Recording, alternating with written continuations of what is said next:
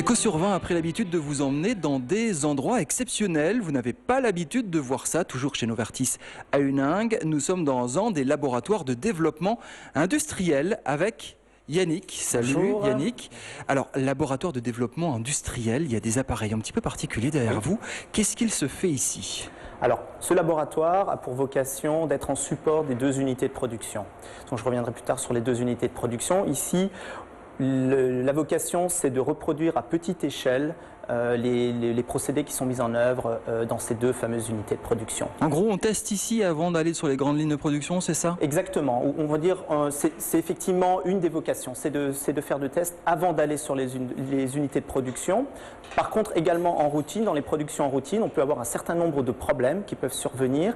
Et l'avantage d'avoir des équipements à petite échelle, ça nous permet de simuler ces procédés, d'essayer de comprendre ces problèmes et de les résoudre. Alors Yannick, vous allez nous expliquer en gros comment on fabrique un médicament et c'est quoi ces outils de production. Voilà, ça c'est un bioréacteur. C'est ça ? Je ne me trompe pas. Alors on parle de biomédicaments, on expliquait avant, c'est issu de cellules qui sont génétiquement modifiées.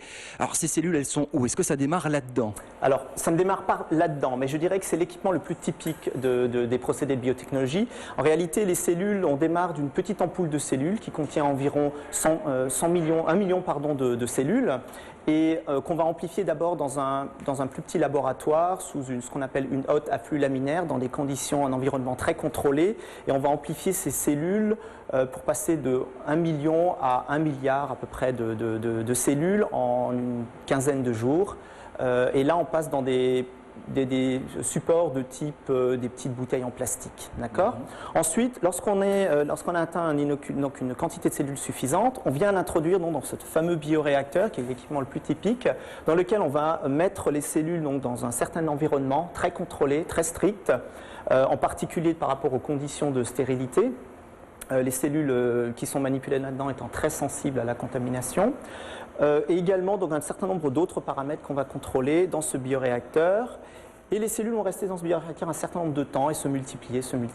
Oui, on le dit, hein, fabriquer un médicament, ça ne prend pas une journée. Hein. Non, exactement, ça prend plusieurs semaines. Voilà. C'est une des particularités de ces procédés biotechnologiques qui les distinguent aussi de la pharmaceutique classique. Donc là, c'est quoi? C'est une espèce de cocotte minute, c'est cuit, c'est chauffé, c'est fermenté. On parlait avant de panification. Alors, c'est pas tout à fait de la panification. Ce que je dirais, c'est un réacteur qui est à peu près à 37 degrés, qui est la température idéale pour les cellules.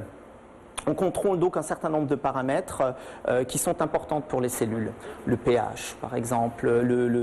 C'est l'acidité. L'acidité, voilà, tout à fait. Il faut un certain nombre de conditions pour que les cellules se portent bien et puis elles puissent se multiplier. Vous ne tournez pas 365 jours par an.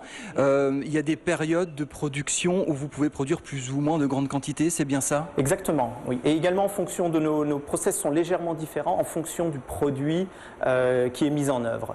Donc on peut avoir des durées maximum, je dirais, pour une fabrication qui peut aller jusqu'à 75 jours de la première ampoule de cellules jusqu'au produit final purifié, concentré et congelé. Finalement, il y a beaucoup d'opérations manuelles. Les opérateurs sont vraiment là pour travailler et traiter et utiliser la matière première. Alors il y a un certain nombre d'opérations manuelles, c'est exact, notamment dans les premières phases. On a effectivement tous ces fameux passages cellulaires, donc l'amplification des cellules dans le laboratoire, qui est essentiellement des activités manuelles. Par contre, ensuite, on passe dans des équipements qui sont essentiellement automatisés. Donc vous voyez par exemple ce type de bioréacteur, vous avez énormément d'automation, vous avez des vannes automatiques. C'est piloté par un ordinateur. Exactement, c'est piloté par un ordinateur. Vous avez un certain nombre de sondes en ligne qui prennent les mesures en continu sans qu'il y ait besoin d'intervention d'opérateurs. Par contre, il y a énormément de surveillance. Comme je l'ai dit tout à l'heure, c'est très critique. Tous ces équipements sont sous alarme, donc très, très finement paramétrés et de façon à ce qu'à la moindre dérive, l'opérateur puisse intervenir. En gros, sur la fabrication de l'un de vos médicaments, il y a combien de personnes qui travaillent du début à la fin de la chaîne de production ? Alors si j'inclus l'intégralité de l'unité, je dirais que dans l'unité de production fed batch, qui comporte donc les équipements les plus grands, peut y avoir à un moment donné de la journée jusqu'à 80 personnes qui travaillent. Il faut savoir que le rythme de production est en ce qu'on appelle en 5-8, c'est-à-dire qu'on travaille sur ces installations 24 heures sur 24, 7 jours sur 7. On a des personnes présentes pour suivre justement ces procédés.